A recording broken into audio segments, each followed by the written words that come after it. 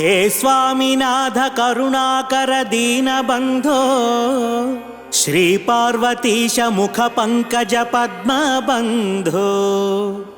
श्रीशादिदेव गणपूजित पाद पद्मा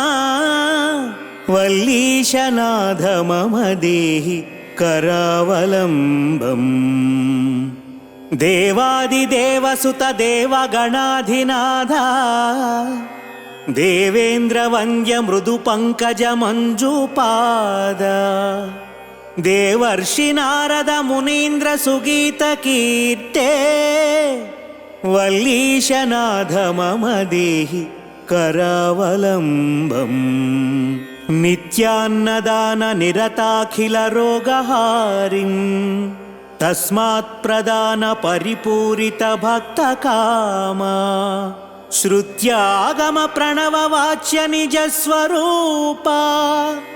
वल्लीशनाथ मम देहि करावलम्बम् क्रौञ्चासुरेन्द्र परिखण्डन शक्तिशूला पाशादिशस्त्र परिमण्डित दिव्यपाणे श्रीकुण्डलीश धरतुण्ड शिखीन्द्रवाहा वल्लीशनाथ मम देहि करावलम्बम् देवादिदेव रथमण्डल मध्यवेद्या देवेन्द्रपीठ नगरं दृढचापहस्तम् शूरं निहत्य सुरकोटिभिरीड्यमाना वल्लीशनाथ मम देहि करावलम्बम् हीरादिरत्नमणियुक्त किरीटहारा केयूरकुण्डललसत्कवचाभिरामम् हे वीरतारक जयामर बृन्दवन्द्या वल्लीशनाथ मम देहि करावलम्बम् पञ्चाक्षरादिमनुमन्त्रित गाङ्गतोयैः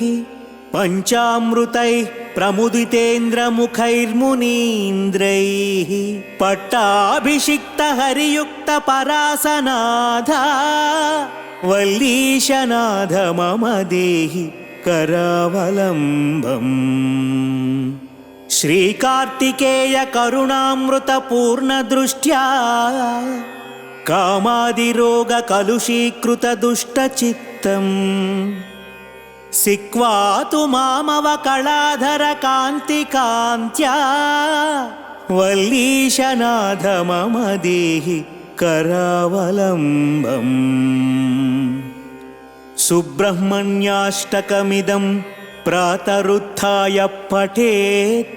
कोटिजन्म कृतं पापं तत्क्षणादेव नश्यति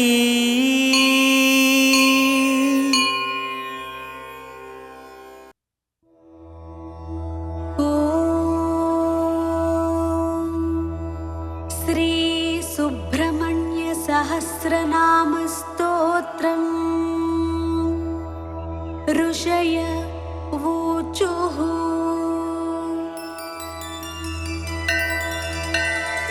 सर्वशास्त्रार्थ तत्त्वज्ञ सर्वलोकोपकारका वयं चातिथयः प्राप्ता आतिथेयोऽसि सुव्रता ज्ञानदानेन संसार सागरात् तारयस्व नः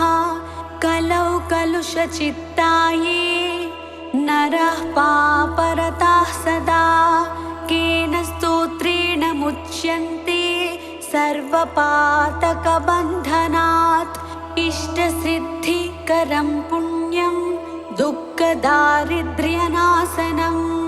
सर्वरोगहरं स्तोत्रं सूतनो वक्तुमर्हसि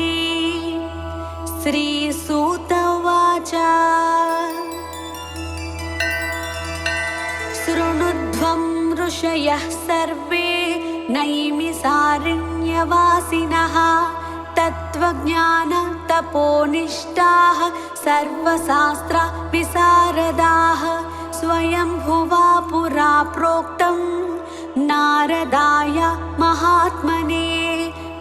तदहं सम्प्रवक्ष्यामि श्रोतुं कौतूहलं यदि। ऋषयवोचुः किमाह भगवान् ब्रह्मा नारदाय महात्मने सूतपुत्र महाभागा वक्तुमर्हसि साम्प्रतम्। श्रीसूत उवाच दिव्यसिंहासनासीनं सर्वदेवैरभिष्टुतं साष्टाङ्गं प्रणिपत्यैनं ब्रह्माण्डं भुवनेश्वरं। नारदः परिपप्रच्छ कृताञ्जलिरुपस्थितः। नारद उवाच लोकनाथ सुरश्रेष्ठ सर्वज्ञा करुणाकरा षण्मुखस्य परं स्तोत्रं पावनं पापनाशनं। हे धातः पुत्रवात्सल्यात् तत्त्वदा प्रणताय मे उपदिश्यतु मामेवं रक्ष रक्ष कृपानिधे। ब्रह्मोवाच शृणु वक्ष्यामि देवर्षे स्तवराजमिदं परं मातृकामालिकायुक्तं ज्ञानमोक्ष सुखप्रदं। सहस्राणि च नामानि षण्मुखस्य महात्मनः यानि नामानि दिव्यानि दुःखरोगहराणि च तानि नामानि वक्ष्यामि कृपया त्वयि नारद। जपमात्रेण सिद्ध्यन्ति मनसा चिन्तितान्यपि इहामुत्र परं भोगं लभते नात्र संशयः। इदं स्तोत्रं परं पुण्यं कोटियज्ञफलप्रदं सन्देहो नात्र कर्तव्यः शृणु मे निश्चितं वचः। ॐ अस्य श्री सुब्रह्मण्य सहस्रनाम स्तोत्र महामन्त्रस्य ब्रह्मा ऋषिः अनुष्टुप् छन्दः सुब्रह्मण्यो देवता सरजन्माक्षय इति बीजम् शक्तिधरोक्षय कार्तिकेय इति शक्तिः क्रौञ्चधर इति कीलकम् शिखिवाहन इति कवचम्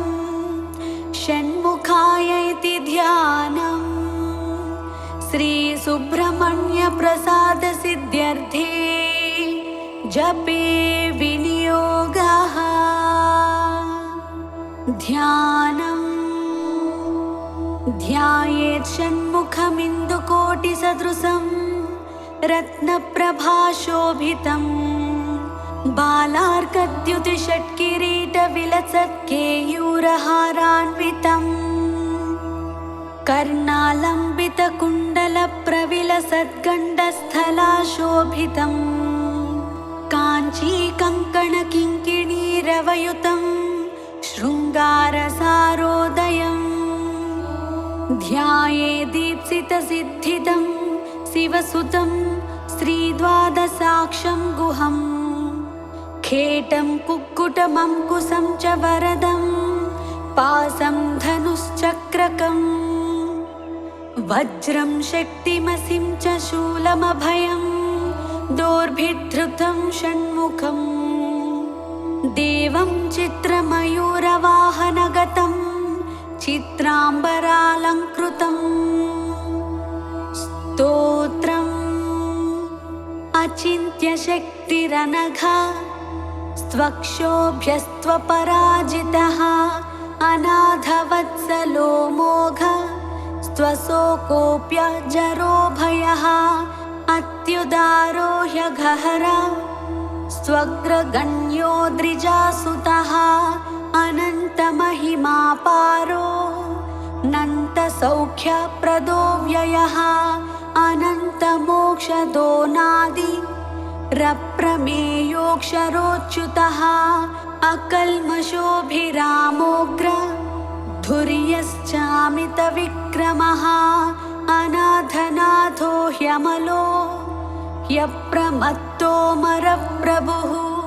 अरिन्दमोऽखिलाधार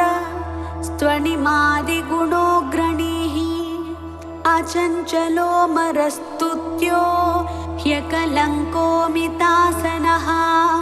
अग्निभूरनवद्याङ्गो यद्भूतोऽभीष्टदायकः अतीन्द्रियो प्रमेयात्मा यदृश्यो व्यक्तलक्षणः आपद्विनाशकस्त्वार्य आढ्य आगमसंस्तुतः आर्तसंरक्षणस्त्वाद्य आनन्दस्त्वार्यसेवितः आश्रितेष्टार्थवरदा आनन्द्यार्थफलप्रदः आश्चर्यरूप आनन्द आपन्नार्तिविनाशनः इभवक्त्रानुजस्त्विष्ट इभासुरहरात्मजः इतिहासश्रुतिस्तुत्या इन्द्रभोगफलप्रदः इष्टापूर्तफलप्राप्ति रिष्टेष्टवरदायकः इहामुत्रेष्टफलदा इष्टदस्त्विन्द्रवन्दितः ईडनीयस्त्विसपुत्र ईप्सितार्थप्रदायकः इतिभीतिहरश्चेड्य ईषण्णात्रयवर्जितः उदारकीर्तिरुद्योगी चोत्कृष्टोरुपराक्रमः उत्कृष्टशक्तिरुत्साह उदारश्चोत्सवप्रियः उज्जृम्भ उद्भवश्चोग्र उदग्रश्चोग्रलोचनः उन्मत्त उग्रशमन उद्वेगघ्नोरगेश्वरः उरुप्रभावश्चोदीर्ण उमापुत्र उदारधीः ऊर्ध्वरेता सुतस्तूर्ध्व गतिदस्तूर्जपालकः ऊर्जितस्तूर्ध्वगस्तूर्ध्व ऊर्ध्वलोकैकनायकः ऊर्जावानूर्जितोदार ऊर्जितोर्जितशासनः ऋषिदेवगणस्तुत्या ऋणत्रयविमोचनः ऋजुरूपो ऋजुकर ऋजुमार्गप्रदर्शनः ऋतंभरो ऋजुप्रीता ऋषभस्तृद्धिदस्तृतः लुलितोद्धारकोलूत भवपासप्रभञ्जनः येणाङ्कधर सत्पुत्र एकयेनो विनाशनः ऐश्वर्यदश्चैन्द्रभोगी चैतिह्यश्चैन्द्रवन्दितः ओजस्वी चौषधिस्थान मोजोदश्चौदनप्रदः औदार्यशील औमेय औग्र औन्नत्यदायकः औदार्य औषधकर औषधं चौषधाकरः अंशुमानं सुमालीड्य अम्बिकातनयोन्नदः अन्धकारी सुतोन्धत्वा हारी चाम्बुजलोचनः अस्तमायो मराधीसो यस्पष्टोस्तोकपुण्यदः अस्तामित्रोस्तरूपश्च खलस्तु गतिदायकः कार्तिकेयः कामरूपः कुमारः क्रौञ्चधारणः कामदः कारणं काम्यः कमनीयः कृपाकरः काञ्चनाभः कान्तियुक्तः कामी कामप्रदः कविः कीर्तिकृत्कुट्कुटधरः कूटस्थः कुवलेक्षणः कुङ्कुमाङ्गः क्लमहरः कुशलः कुक्कुटध्वजः कुशानुसम्भवः क्रूरः क्रूरघ्नः कलितापहृत् कामरूपः कल्पतरुः कान्तः कामितदायकः कल्याणकृत्क्लेशना दयालुः करुणाकरः कलुषग्नुः क्रियाशक्तिः कठोरः कवचीकृति कोमलाङ्गः कुसप्रीतः कुत्सितघ्नः कलाधरः ख्यातः खेटधरः खड्गी खट्वाङ्गी खलनिग्रहः ख्यातिप्रदः खेचरेशः ख्यातेः खेचरस्तुतः खरतापहरः स्वस्थः खेचरः खेचराश्रयः खण्डेन्दुमौलितनयः खेलः केचरपालकः खस्थलः खण्डितार्कश्च खेचरी जनपूजितः गाङ्गेयो गिरिजापुत्रो गणनाथानुजो गुहः गोप्ता गीर्वाणसंसेव्यो गुणातीतो गुहाश्रयः गतिप्रदो गुणनिधिः गम्भीरो गिरिजात्मजः गूढरूपो गदहरो गुणाधीशो गुणाग्रणीः गोधरो गहनो गुप्तो गर्वघ्नो गुणवर्धनः गुह्यो गुणज्ञो गीतज्ञो गतातङ्को गुणाश्रयः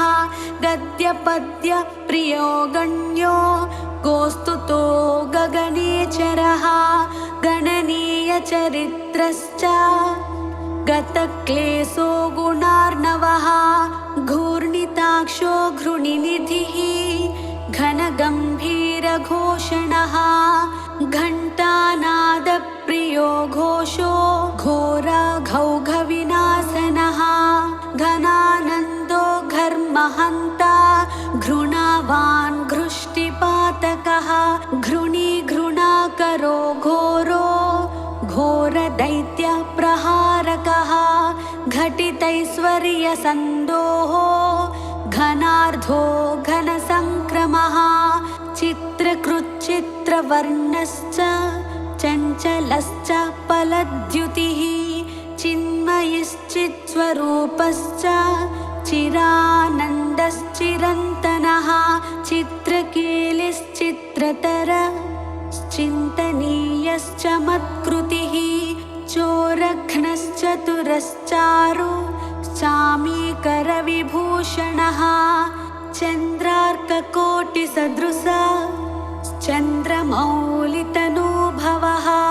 छादिताङ्गश्च महन्ता छेदिताखिलपातकः छेदीकृततमः क्लेश छत्रीकृतमहायसाः छादिताशेषसन्तापा स्फुरितामृतसागरः छन्नत्रैगुण्यरूपश्च छातेहश्चिन्नसंशयः छन्दोमयश्छन्दगामी छिन्नपाशश्च विच्छदः जगद्धितो जगत्पूज्यो जगज्येष्ठो जगन्मयः जनको जाह्नवीसूनुर्जितामित्रो जगद्गुरुः जयी जितेन्द्रियो जैत्रो जरामरणवर्जितः ज्योतिर्मयो जगन्नाथो जगज्जीवो जनाश्रयः जगत्सेव्यो जगत्कर्ता जगत्साक्षी जगत्प्रियः जम्भारिवन्द्यो जयदो जगज्जनमनोहरः जगदानन्दजनको जनजाड्यापहारकः जपाकुसुमसङ्कासो जनलोचनशोभनः जनेश्वरो जितक्रोधो जनजन्म निबर्हणः जयदो जन्तुतापघ्नो जितदैत्य महाव्रजः जितमायो जितक्रोधो जितसङ्गो जनप्रियः झञ्झानिलमहावेगो झरिताशेषपातकः झर्झरीकृतदैत्यौघो झल्लरीवाद्यसम्प्रियः ज्ञानमूर्तिर्ज्ञानरूपो ज्ञानगम्यो ज्ञानी ज्ञानमहानिधिः टङ्कारनृत्तविभवः टङ्कवज्रध्वजाङ्कितः टङ्किताखिललोकश्च टङ्कितैनस्तमोरविः डम्बरप्रभवो डम्भो डम्बो डमरुकप्रियः डमरोत्कटसन्नादो डिम्भरूपस्वरूपकः दक्खानादप्रीतिकरो ढालितासुरसङ्कुलः ढौकितामरसन्दोः ढुण्डिविघ्नेश्वरानुजः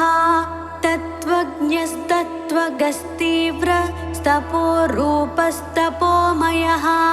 त्रयीमयि स्त्रिकालज्ञ स्त्रिमूर्ति स्त्रिगुणात्मकः त्रिदशेषस्तारकारी स्थापघ्नस्तापसप्रियः तुष्टिदस्तुष्टिकृत्तीक्ष्ण स्तपोरूपस्त्रिकालवित् स्तोतास्तव्यस्तवप्रीतः स्तुतिस्तोत्रं स्तुतिप्रियः स्थितस्थायी स्थापकश्च स्थूलः सूक्ष्मप्रदर्शकः स्थविष्टः स्थविरः स्थूलः स्थानदस्तैर्यदः स्थिरः दान्तोदयापरो दाता दुरितघ्नो दुरासदः दर्शनीयो दयासारो देवदेवोदयानिधिः दुरादर्शो दुर्विगाह्यो दक्षो दर्पणशोभितः दुर्धरो दानशीलश्च द्वादशाक्षो द्विषड्भुजः द्विषट्कर्णो द्विषड्बाहुर्दीनसन्तापनाशनः दण्डसूकेश्वरो देवो दिव्यो दिव्याकृतिर्दमः दीर्घवृत्तो दीर्घबाहुर्दीर्घदृष्टिर्दिवस्पतिः दण्डो दमयिता दर्पो देवसिंहो दृढव्रतः दुर्लभो दुर्गमो दीप्तो दुष्प्रेक्ष्यो दिव्यमण्डनः दुरोदरघ्नो दुःखघ्नो दुरारिघ्नो दिशाम्पतिः दुर्जयो देवसेनेशो दुर्ज्ञेयो दुरतिक्रमः दम्भो दृप्तश्च देवर्षि दैवज्ञो दैवचिन्तकः धुरन्धरो धर्मपरो धनदो धृतिवर्धनः धर्मेशो धर्मशास्त्रज्ञो धन्वी धर्मपरायणः धनाध्यक्षो धनपतिर्धृतिमान् धूतकल्बिषः धर्महेतुर्धर्मसूरो धर्मकृद्धर्मविद्ध्रुवः धाता धीमान् धर्मचारी धन्यो धुर्यो धृतव्रतः नित्योत्सवो नित्यतृप्तो निर्लेपो निश्चलात्मकः निरवध्यो निराधारो निष्कलङ्को निरञ्जनः निर्ममो निरहङ्कारो निर्मोहो निरुपद्रवः नित्यानन्दो निरातङ्को निष्प्रपञ्चो निरामयः निरवध्यो निरीहश्च निर्दर्शो निर्मलात्मकः नित्यानन्दो निर्जरेशो निःसङ्गो निगमस्तुतः निष्कण्टको निरालम्बो निष्प्रत्यूहो निरुद्भवः नित्यो नियतकल्याणो निर्विकल्पो निराश्रयः नेता निधिर्नैकरूपो निराकारो नदीसुतः पुलिन्दकन्यारमणः पुरुजित्परमप्रियः प्रत्यक्षमूर्तिः प्रत्यक्षः परेशः पूर्णपुण्यदः पुण्याकारः पुण्यरूपः पुण्यः पुण्यपरायणः पुण्योदयः परं ज्योतिः पुण्यकृत् पुण्यवर्धनः परानन्दः परतरः पुण्यकीर्तिः पुरातनः प्रसन्नरूपः प्राणेशः पन्नगः पापनाशनः प्रणतार्तिहरः पूर्णः पार्वतीनन्दनः प्रभुः पूतात्मा पुरुषः प्राणः प्रभवः पुरुषोत्तमः प्रसन्नः परमस्पष्टः परः परिबृढः परः परमात्मा परब्रह्मा परार्धः प्रियदर्शनः पवित्रः पुष्टिदः पूर्तिः पिङ्गळः पुष्टिवर्धनः पापहारी पासधरः प्रमत्तासुरशिक्षकः पावनः पावकः पूज्यः पूर्णानन्दः परात्परः पुष्कलः प्रवरः पूर्वः पितृभक्तः पुरोगमः प्राणदः प्राणिजनकः प्रदिष्टः पावकोद्भवः परब्रह्मस्वरूपश्च परमैश्वर्यकारणम् परर्दिदः पुष्टिकरः प्रकाशात्मा प्रतापवान् प्रज्ञापरः प्रकृष्टार्थः पृथुपराक्रमः फणीश्वरः फणिवरः फणामणिविभूषणः फलदः फलहस्तश्च फुल्लाम्बुजविलोचनः फडुच्छाटितपापौघः फणिलोकविभूषणः बाहुलेयो बृहद्रूपो बलिष्ठो बलवान् बली ब्रह्मेश विष्णुरूपश्च बुद्धो बुद्धिमतां वरः बालरूपो ब्रह्मगर्भो ब्रह्मचारी बुधप्रियः बहुश्रुतो बहुमतो ब्रह्मण्यो ब्राह्मणप्रियः बलप्रमथनो ब्रह्मा बहुरूपो बहुप्रदः बृहद्भानुतनूद्भूतो बृहत्सेनो बिलेशयः बहुबाहुर्बलश्रीमान् बहुदैत्यविनाशकः बिलद्वारान्तरालस्थो बृहच्छक्ति धनुर्धरः बालार्कद्युतिमान् बालो बृहद्वक्षा बृहद्धनुः भव्यो भोगीश्वरो भाव्यो भवनाशो भवप्रियः भक्तिगम्यो भयहरो भावज्ञो भक्तसुप्रियः भुक्तिमुक्तिप्रदो भोगी भगवान् भाग्यवर्धनः भ्राजिष्णुर्भावनो भर्ता भीमो भीमपराक्रमः भूतिदो भूतिकृद्भोक्ता भूतात्मा भुवनेश्वरः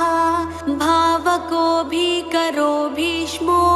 भावकेष्टो भवोद्भवः भवतापप्रशमनो भोगवान् भूतभावनः भोज्यप्रदो भ्रान्तिनाशो भानुमान् भुवनाश्रयः भूरिभोगप्रदो भद्रो भजनीयोऽभिषग्वरः महासेनो महोदारो महाशक्तिर्महाद्युतिः महाबुद्धिर्महावीर्यो महोत्साहो महाबलः महाभोगी महामायी मेधावी मेखली महान् मुनिस्तुतो महामान्यो महानन्दो महायशाः महोर्जितो माननिधिर् मनोरथफलप्रदः महोदयो महापुण्यो महाबलपराक्रमः मानदो मतिदो माली मुक्तामाला विभूषणः मनोहरो महामुख्यो महर्धिर्मूर्तिमान् मुनिः महोत्तमो महोपायो मोक्ष मोक्षदो मङ्गलप्रदः मुदाकरो मुक्तिदाता महाभोगो महोरगः यशस्करो योगयोनिर्योगिष्ठो यमिनाम्बरः यशस्वी योगपुरुषो योग्यो योगनिधिर्यमी यतिसेव्यो योगयुक्तो योगविद्योगसिद्धिदः यन्त्रो यन्त्री च यन्त्रज्ञो यन्त्रवान् यन्त्रवाहकः यातनारहितो योगी योगी सो योगिनाम्बरः रमणीयो रम्यरूपो रसज्ञो रसभावनः रञ्जनो रञ्जितो रागी रुचिरो रुद्रसम्भवः रणप्रियो रणोदारो रागद्वेषविनाशनः रत्नार्चिरुचिरो रम्यो रूपलावण्यविग्रहः रत्नाङ्गदधरो रत्नभूषणो रमणीयकः रुचिकृद्रो च मानश्च रञ्जितो रोगनाशनः राजीवाक्षो राजराजो रक्तमाल्यानुलेपनः राजद्वेदागमस्तुत्यो रजसत्त्वगुणान्वितः रजनीसकलारम्यो रत्नकुण्डलमण्डितः रत्नसन्मौलिसौभाढ्यो रणन्मञ्जीरभूषणः लोकैकनाथो लोकेशो ललितो लोकनायकः लोकरक्षो लोकशिक्षो लोकलोचनरञ्जितः लोकबन्धुर्लोकधाता लोकत्रयमहाहितः लोकचूडामणिर्लोक वन्द्यो लावण्यविग्रहः लोकाध्यक्षस्तु लीलावान् लोकोत्तरगुणान्वितः वरिष्ठो वरदो वैद्यो विशिष्टो विक्रमो विभुः विबुधाग्रचरो वस्यो विकल्प परिवर्जितः विपासो विगतातङ्को विचित्राङ्गो विरोचनः विद्याधरो विशुद्धात्मा वेदाङ्गो विबुधप्रियः वचस्करो व्यापकश्च विज्ञानी विनयान्वितः विद्वत्तमो विरोधिघ्नो वीरो विगतरागवान् वीतभावो विनीतात्मा वेदगर्भो वसुप्रदः विश्वदीप्तिर्विशालाक्षो विजितात्मा विभावनः वेदवेद्यो विधेयात्मा वीतदोषश्च वेदवित् विश्वकर्मा वीतभयो वागीशो वासवार्चितः वीरध्वंसो विश्वमूर्तिर्विश्वरूपो वरासनः विशाखो विमलो वाग्मी विद्वान् वेदधरो वटुः वीरचूडामणिर्वीरो विद्येशो विबुधाश्रयः विजयी विनयी वेत्ता वरीयान् विरजावसुः वीरघ्नो विज्वरो वेद्यो वेगवान् वीर्यवान् वसी वरशीलो वरगुणो विशोको वज्रधारकः सरजन्मा शक्तिधरः शत्रुघ्नुः शिखिवाहनः श्रीमान् शिष्टिः शुचिः शुद्धः शाश्वतः श्रुतिसागरः शरण्यः शुभदः शर्मा शिष्टेष्टः शुभलक्षणः शान्तः शूलधरः श्रेष्ठः शुद्धात्मा शङ्करः शिवः सितिकण्ठात्मजः सूरः शान्तिदः शोकनाशनः षण्मातुरः षण्मुखश्च षड्गुणैश्वर्यसंयुतः षट्चक्रस्तः षडूर्मिघ्नुः षडङ्गा श्रुतिपारगः षड्भावरहितः षट्कः षट्शास्त्रस्मृतिपारगः षड्वर्गदाता षड्ग्रीवः षडरिघ्नः षडाश्रयः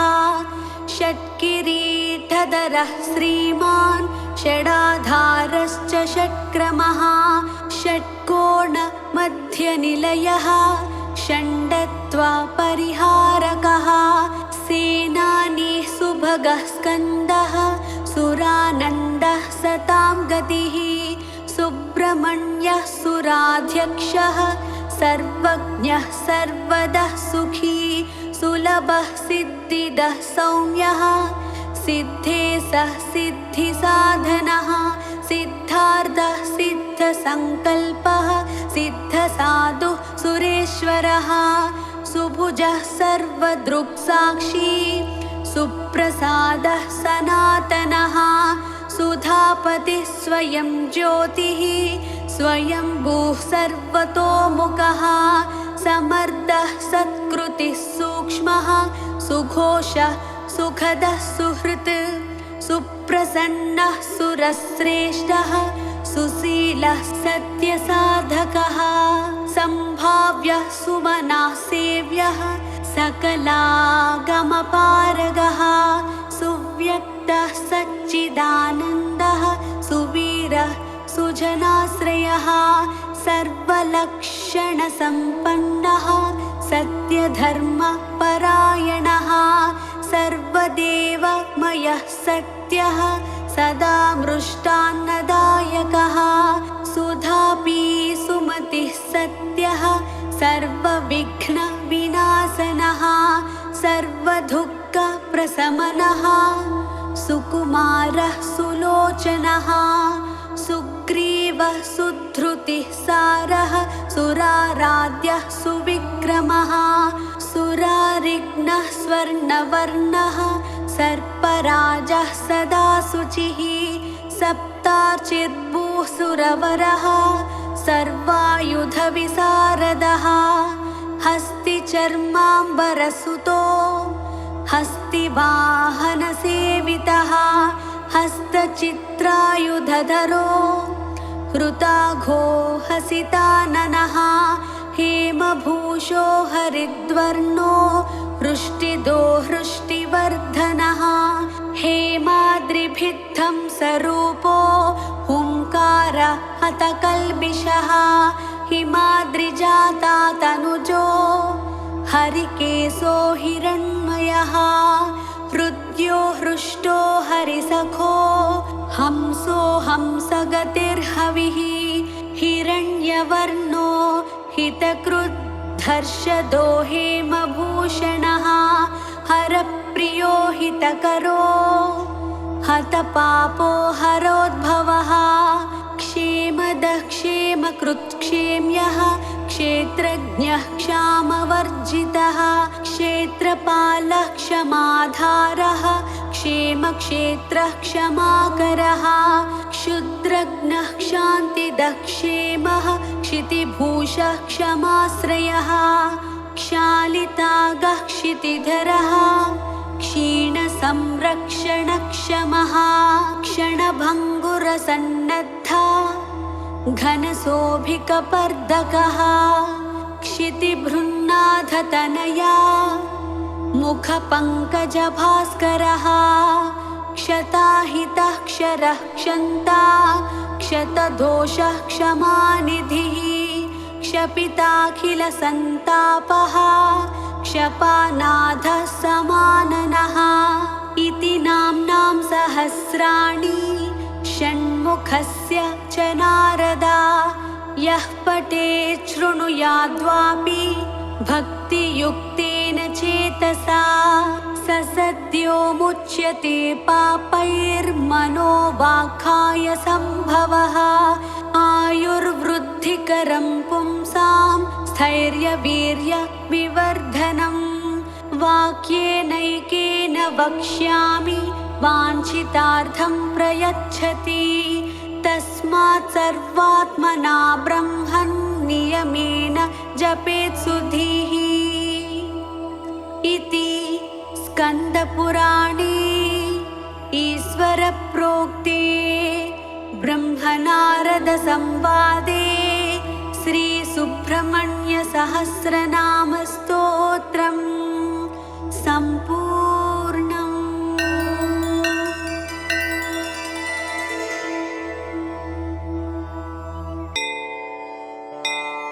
सदा बालरूपापि विघ्नात्रिहन्त्री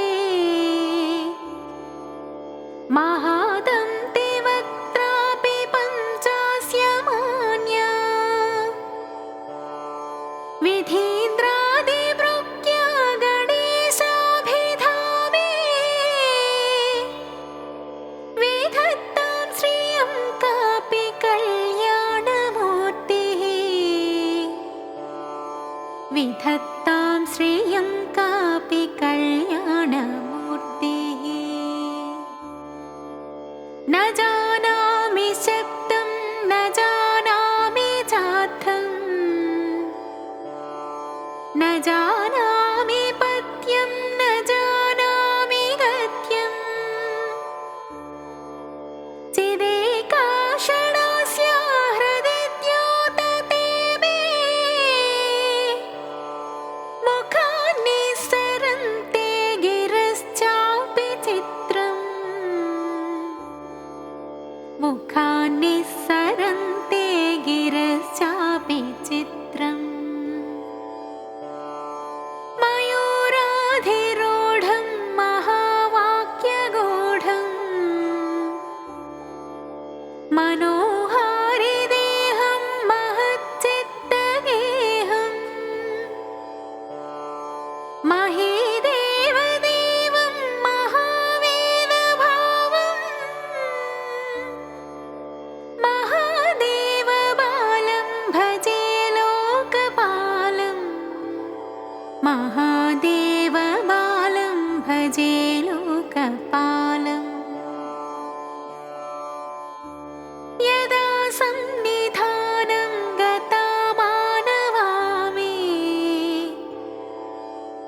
भवाम्भोधिपारं गतास्ते तदैव इति व्यञ्जयन् सिन्धुतीरे यास्ते तमीडे पवित्रं पराशक्तिपुत्रम् तमीडे पवित्रं पराशक्तिपुत्रम्।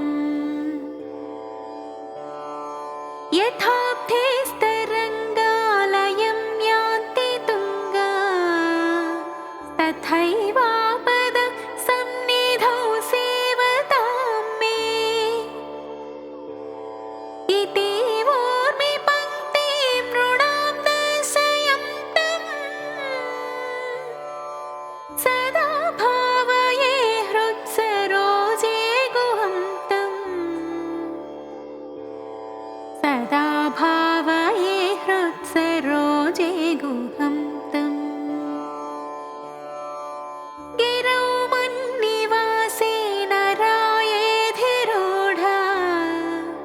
तदा पर्वते राजते तेधिरूढाः इति वा ब्रुवन्गन्धशैलाधिरूढः सदेवो मुदे मे सदा षण्मुखोऽस्तु सदेवो मुदे मे सदा षण्मुखोऽस्तु। महाबोधितीरे महापापचोरे मुनीन्द्रानुकूले सुगन्धाख्यशैले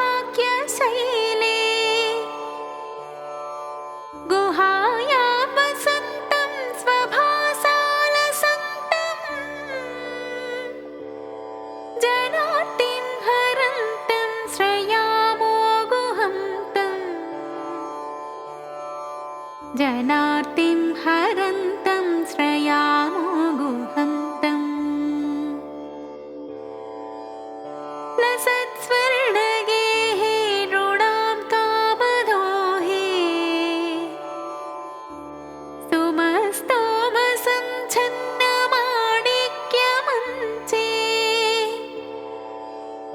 समुद्यत्सहस्रार्कतुल्यप्रकाशम् सदा भावये कार्तिकेयं सुरेशम् सदा भावये कार्तिकेयं सुरेशम्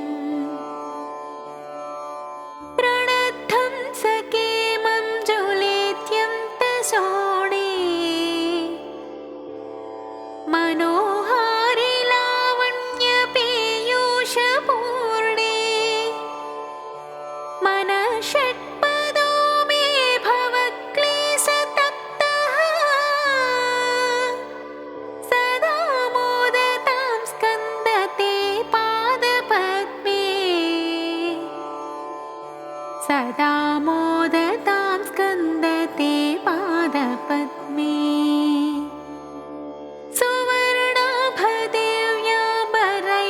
सुवर्णाभदेव्याम्बरैर्भासमाना वर्णत्किङ्किणी मेखला शोभमाना लसद्धेव पट्टेन विद्योतमाना कटिं भावये स्कन्दते दीप्यमाना कटिं भावये स्कन्दते दीप्यमाना पुलिन्दे सकन्या घना भोगतुङ्ग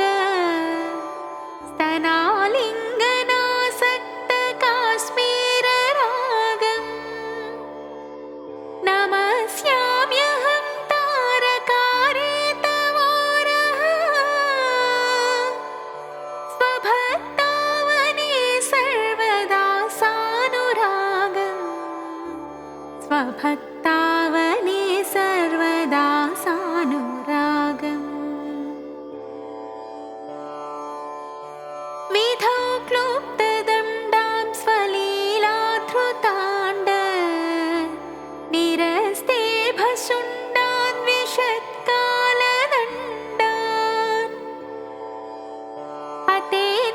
अतेन्द्रारिषण्डान् जगत्त्राणसौण्डान्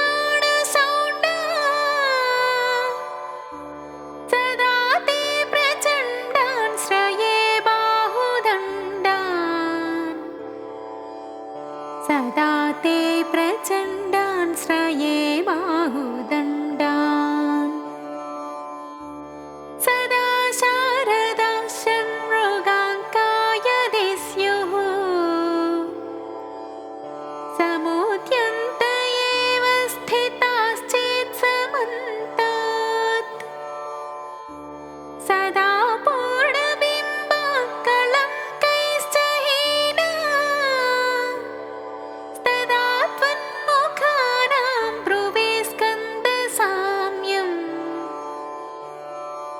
तदा त्वन्मुखानां ब्रुवे स्कन्दसाम्यम् स्फुरन्मन्दहासैः सहंसानि चञ्च कटाक्षावली भृङ्गसङ्घोज्ज्वलानि सुधास्यन्ति बिम्बाधराणि शसूनो तवालोकये षण्मुखाम्भोरुहाणि तवालोकये षण्मुखाम्भोरुहाणि विशालेषु कर्णान्तदीर्घेष्वजस्रम् दयास्यन्दिषु द्वादशस्वीक्षणेषु मयि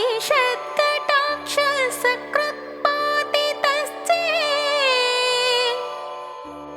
भवेत् दयाशीलका नाम हानिः भवेत् दयाशीलका नाम हानिः सुताङ्गोद्भवो मेऽसि जीवेति षट्था जपान्मन्त्रमीशो मुदा जिघ्रते यान् जगद्भारभृद्भ्यो जगन्नाथदेव्यः किरीटोज्ज्वलेभ्यो नमो मस्तकेभ्यः किरीटोज्ज्वलेभ्यो नमो मस्तकेभ्यः स्फुरद्रत्नकेयूरहाराभिराम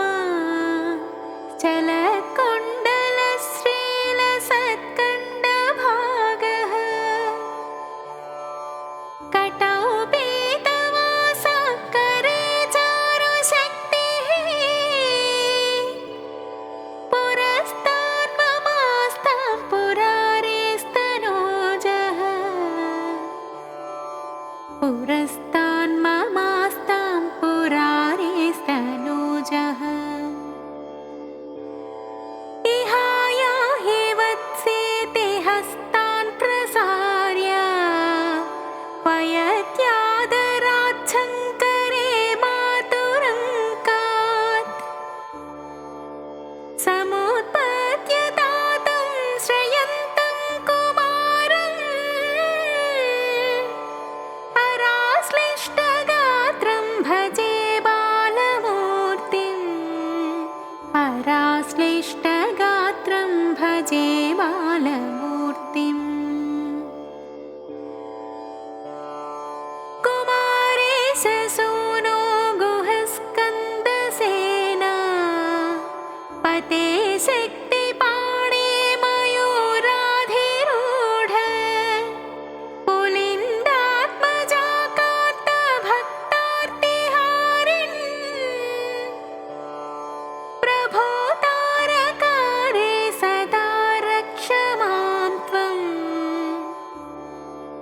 प्रभो तारकारे सदा रक्ष मां त्वम् प्रशान्तेन्द्रिये नष्टसंज्ञे विचेष्टे कफोद्गारि वक्त्रे भयोत्कम्पि गात्रे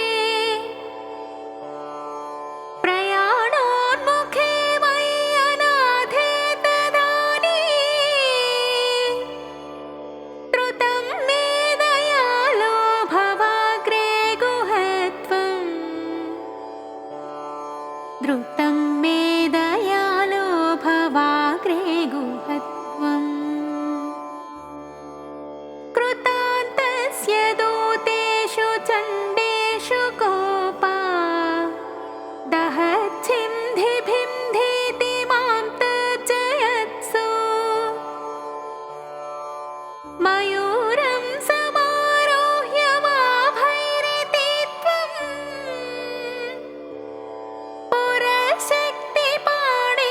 पुरशक्तिपाणिर्ममायाहि शीघ्रम्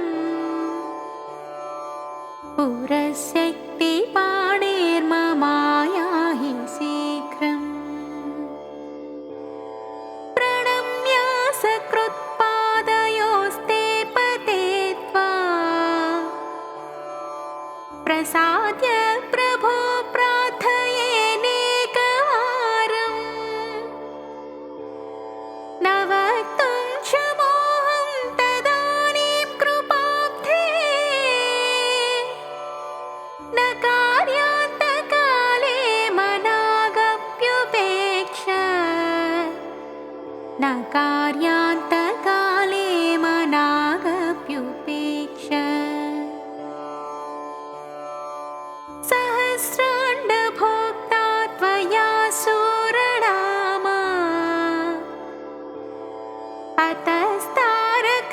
सिंहवक्त्रश्च दैत्यः ममान्तःहृदिस्थं मनः क्लेशमेकम् न हंसि प्रभो किं करोमि क्वयामि न हंसि प्रभो किं करोमि क्वयामि अहं सर्वदा दुःखभारावसन्नो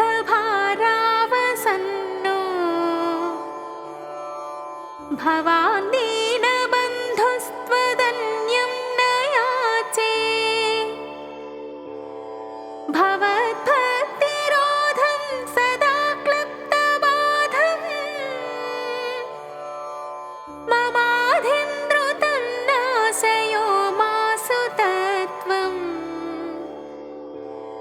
ममाधिं द्रुतं नाशयो मासु तत्त्वम् अपस्मारकुष्ठक्षयाश्च प्रमेह ज्वरोन्मादगुल्मादिरोगा महान्तः पिशाचाश्च सर्वे भवत्पत्रभूतिम्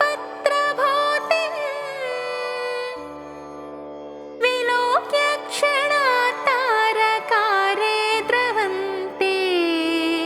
विलोक्य क्षणात् तारकारे द्रवन्ते दृशे स्कन्दमूर्ति श्रुतौ स्कन्दकीर्ति मुखे मे पवित्रं सदा तच्चरित्रम् करे तस्य कृत्यं वपुस्तस्य भृत्यम् गुहे सन्तुलीना ममाशेषभावाः गुहे सन्तुलीना ममाशेषभावाः